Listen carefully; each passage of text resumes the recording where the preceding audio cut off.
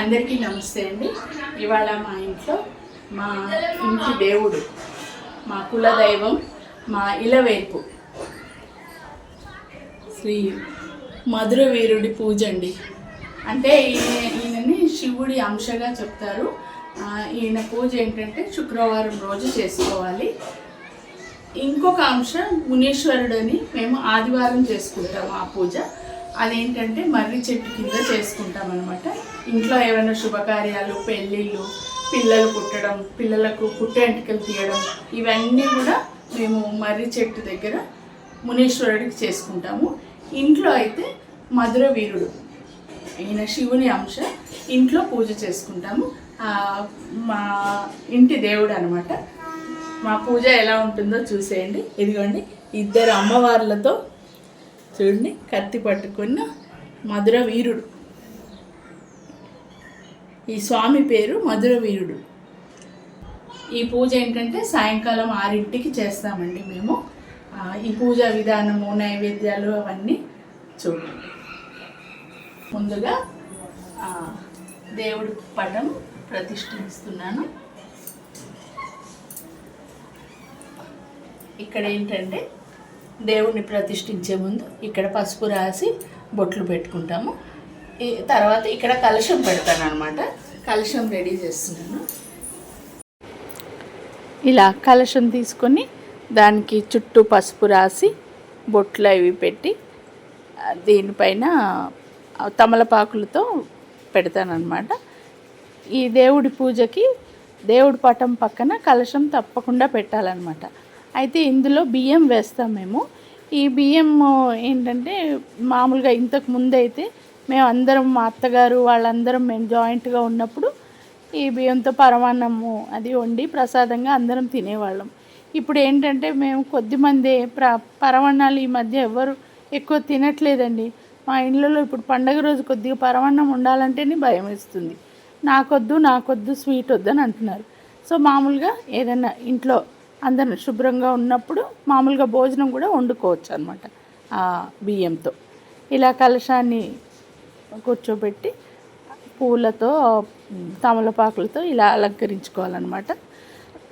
ఈ పద్ధతి అంతా అంటే నా పెళ్ళైన కొత్తలో మా అత్తగారు, మా పెద్దడపడుచు వాళ్ళు చేస్తుంటే ఇంక నేను వాళ్ళకి సాయంగా ఉండి చూసి ఇలా నేర్చుకున్నానండి.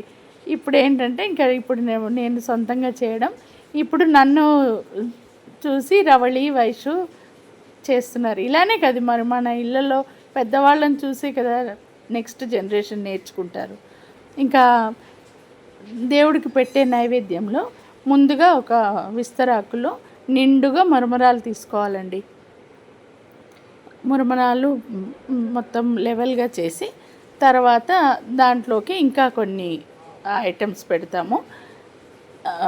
ఒక 5 నిమ్మకాయలు, పుట్నాల పప్పు, బెల్లం పెట్టాలన్నమాట. ప్రధానంగా ఈ 3 ఐటమ్స్ అయితే తప్పకుండా వీటిపైన పెట్టాలి, ప్రసాదం కింద అనమాట.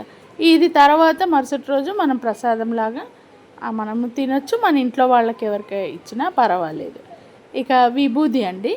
ఈ విభూది దేవుడి దగ్గర పెట్టి మొక్కిన తర్వాత అందరం ధరించాలన్నమాట. విభూది నుదుటన ధరించాలి. ఇంకా కొన్ని ప్రసాదాలు అవి పెడుతున్నాను. ఆకు, వక్క, పండు, తాంబూలం కూడా దేవుడికి పెట్టాలండి. మా అభిరామ్ చూడండి, ఒకటి నేను అక్కడ పెడితే ఒకటి కలశం దగ్గర నేను పెడతానని పెడుతున్నాను. మా అభిరామ్కి అయితే పూజలు అంటే చాలా ఇష్టం, బాగా గమనిస్తుంటాడు. అదిగోండి, అర్జున్ కూడా రెడీ అయిపోయాడు నేను ఏదన్నా చేస్తానని. చూడండి, మా రాహుల్ ఏమో వద్దు మమ్మీ ఏదైనా లాగేస్తాడు అంటే, లేదు అన్న ఏదో చేస్తున్నాడు నేను కూడా చేయాలని. ఇలానే కదా మంచి అయినా చెడు అయినా ఇంట్లో పెద్దవాళ్ళు చేస్తేనే పిల్లలు వాళ్ళని అనుకరిస్తారండి. చూడండి, చక్కగా దేవుడు పటాలను చూసి వాళ్ళ అన్నం చూసి ఇమిటేట్ చేస్తున్నాడు మా అర్జున్ బాబు. నేను ఇక్కడ ఇవి సర్దుతూ ఉంటే రవళి, వైషు వంటలు చేశారండి. నాటుకోడి కూర, ఇంకా మటన్ లివర్ కర్రీ అనమాట. 6 విస్తరాకులు పెడతాము. నాటుకోడి కూర, ఒక లెగ్ రైట్ లెగ్ ఫుల్గా పెట్టాలన్నమాట. కర్రీ వండేటప్పుడే కోడిది రైట్ లెగ్ ముక్కలు చేయకుండా అలాగే వండి పెట్టాలి. తర్వాత ఈ మిగతా 6 విస్తరాకుల్లో కూడా 2 చపాతీలు, లివర్ కర్రీ, ఇంకా కోడి కూర పెట్టాలి. ఇంతకుముందు అయితే చపాతీల మీదనే కూరలు వేసేసేవాళ్ళండి మా అత్తగారు వాళ్ళు. ఇంకా అవి ఆ గ్రేవీతో నానిపోయి తర్వాత ప్రసాదంగా తినాలన్నా ఆ పైన ఆయిల్తో తినబుద్ధి కాదు కదా. అందుకని ఈ మధ్య ఏంటంటే ఇలా డిస్పోజబుల్ గిన్నెల్లో పెడుతున్నాం సెపరేట్గా. మా అత్తగారికి అలా నచ్చదు, కానీ ఇంకా నేనైతే అలానే పెడుతున్నా, ఎందుకంటే చపాతీలు తడిచిపోయి తినబుద్ధి కాదని. ఇక మేము కొన్ని ఫోటోలు తీసుకున్నాము. ఈ చీర మీరు గమనించారా ఎక్కడిదో? ఇది మొన్న కొండపోచమ్మ టెంపుల్లో అక్కడ అమ్మవారికి పెట్టిన చీరలన్నీ అమ్మారండి. ఏ చీర అయినా 200 రూపాయలని.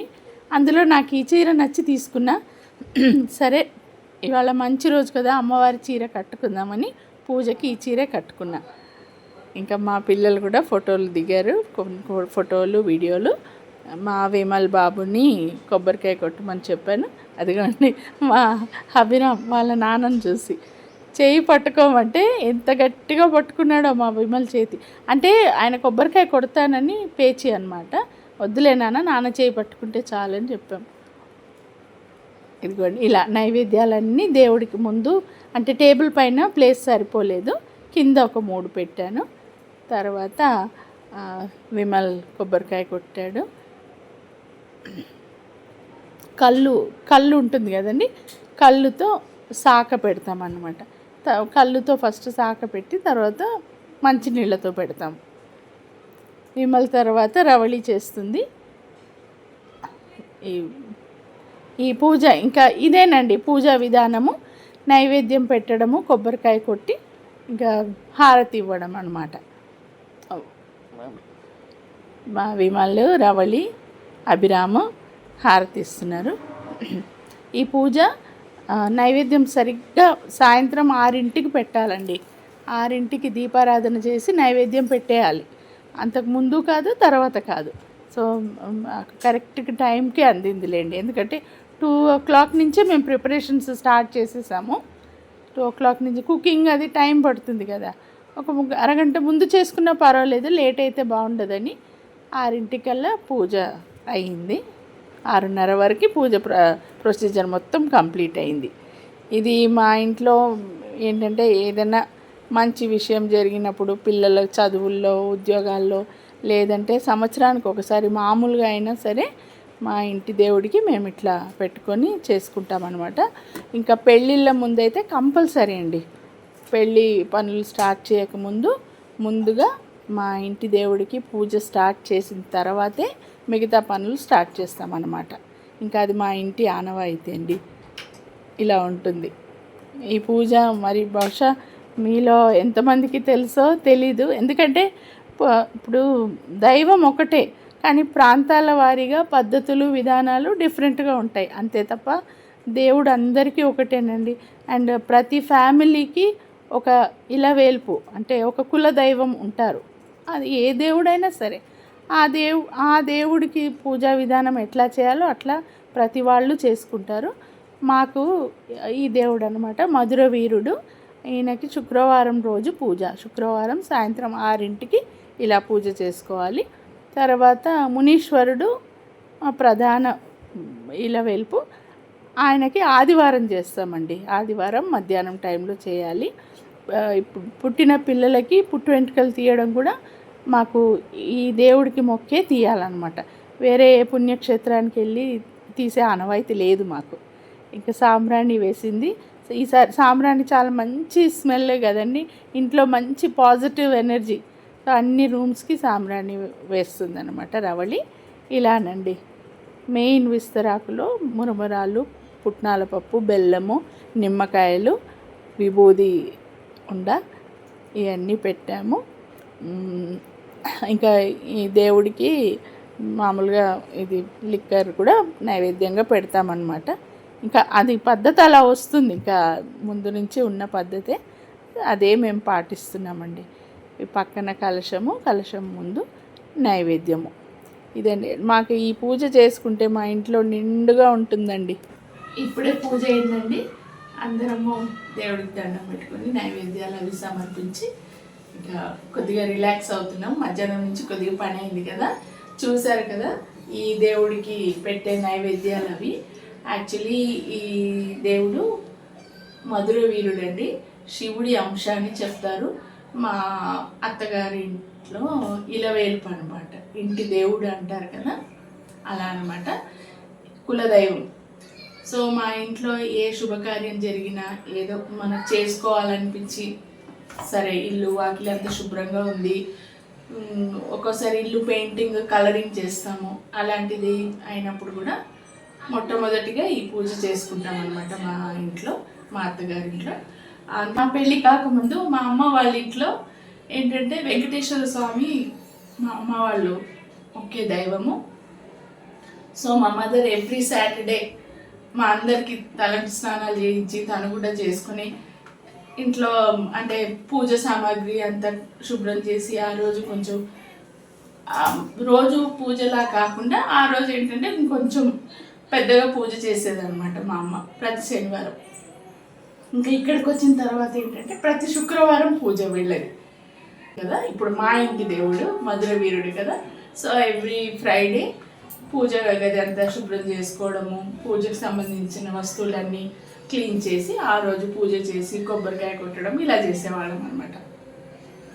ఇంకా ఈ దేవుడి పూజ అంటే ఏ శుభకార్యంకైనా ముందు ఈ దేవుడికి కంపల్సరీ చేసుకోవాలండి. అబ్బాయిలకు పెళ్ళిళ్ళు కుదిరినా, పిల్లలు పుట్టినా, పుట్టెంటుకలు తీసే ముందు ఈ దేవుడికి చేసుకుని ఆదివారం మునీశ్వరుడికి చేసుకుంటాం. ఆదివారం చేసే పూజ ఏంటంటే ఇంట్లో జరగదు, అది మేము బయట మర్రి చెట్టు కింద అక్కడ చేస్తామన్నమాట. ఈసారి దేవుడి దయ వల్ల మాకు మళ్ళీ ఆ పూజ చేసుకునే అవకాశం ఆ దేవుడు కలిగిస్తే తప్పకుండా మీతో ఫుల్ వీడియో షేర్ చేస్తానండి. ఈరోజు మా పూజ మీరు చూసి ఆనందిస్తారని అనుకుంటాను. ఆ దేవుడు ఏ రూపంలో ఉన్నా దేవుడేనండి. ఒక్కొక్కరింట్లో ఆచారాన్ని బట్టి, ఒక్కొక్కరింట్లో పద్ధతిని బట్టి ఆ దేవుడికి డిఫరెంట్ పేర్లు, డిఫరెంట్ రూపాలు ఉంటాయి. కానీ అసలైన ఉద్దేశం అయితే ఒకటే, మా కుటుంబాన్ని చల్లగా కాపాడు, మా పిల్లల్ని వాళ్ళ పిల్లల్ని చల్లగా కాపాడమని మన ఇంటి దేవుళ్ళని మనం మొక్కుకుంటాం కదా, ఇదే అన్నమాట ఆ పూజ. ఈ ఛానల్ ద్వారా, ఈ వీడియో ద్వారా నా సబ్స్క్రైబర్స్ అందరూ కూడా క్షేమంగా, ఆనందంగా, సంతోషంగా ఉండాలి. సబ్స్క్రైబ్ కాకుండా నా వీడియో చూసే వ్యూవర్స్ కూడా సంతోషంగా ఉండాలని కోరుతున్నానండి. మరొకసారి నా వీడియోస్ చూసినందుకు మీకు అందరికీ చాలా థ్యాంక్స్ అండి. ఈ వీడియో కనుక నచ్చినట్లయితే లైక్ చేయండి, షేర్ చేయండి.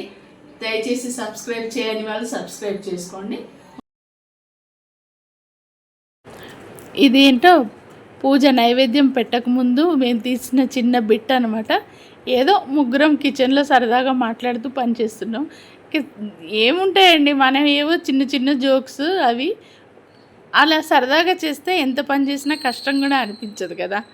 ఇక తర్వాత నైవేద్యం తీసుకుంటున్నాము, ప్రసాదము. యాక్చువల్లీ ఈ పూజకి ఏంటంటే ఇంట్లో ఎవరో ఒకరు ఉపవాసం ఉండాలి. ఎవరో ఇంట్లో ఎవరైనా సరే, మగ పిల్లలైనా ఆడపిల్లలైనా ఎవరో ఒకరు ఉపవాసం ఉండాలి. అయితే ఈసారి పూజ విమల్ రవళి అనుకొని చేస్తున్నారు కాబట్టి ఇంకా రవళి ఇవాళ ఫాస్టింగ్ ఉందండి. ప్రొద్దునుంచి ఫాస్టింగ్ ఉండి సాయంకాలము కొబ్బరి నీళ్ళు తాగి ఉపవాసం వదిలిపెట్టి తర్వాత కొద్దిగా ఆగిన తర్వాత ఏదైనా తినొచ్చు అనమాట. ఈ పెట్టిన ప్రసాదాలే తినేయచ్చు అలాగనమాట. మీకు ఇంకొక చిన్న సర్ప్రైజ్ అండి. యాక్చువల్లీ ఇవాళ మా పెళ్లి రోజు అనమాట, 35th వెడ్డింగ్ యానివర్సరీ. ఇదే రోజు పూజ కూడా చేసుకోవాలని అనుకున్నాము. ఇంకా ఇది అయిన తర్వాత ఒక చిన్న కేక్ కటింగ్ సెరమనీ చేసామన్నమాట. మా 35th వెడ్డింగ్ యానివర్సరీ సెలబ్రేషన్ ఇలా సింపుల్గా చేసుకున్నాం ఆనందంగా.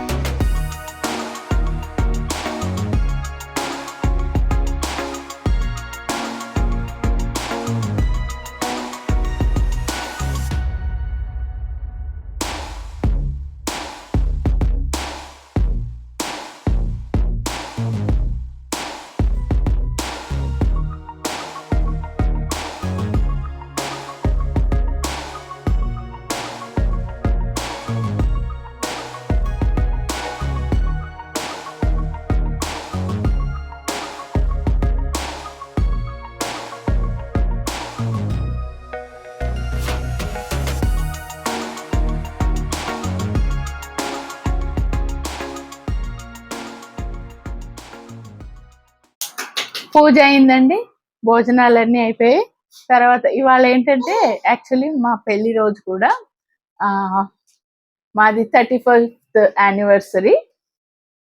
సో చిన్న కేక్ కటింగ్ సెలబ్రేషన్ కూడా చేస్తాం అనమాట, పిల్లలందరూ గ్యాదర్ అయ్యి. ఇంకేముందండి, మన సంతోషాలన్నీ ఇవే కదా.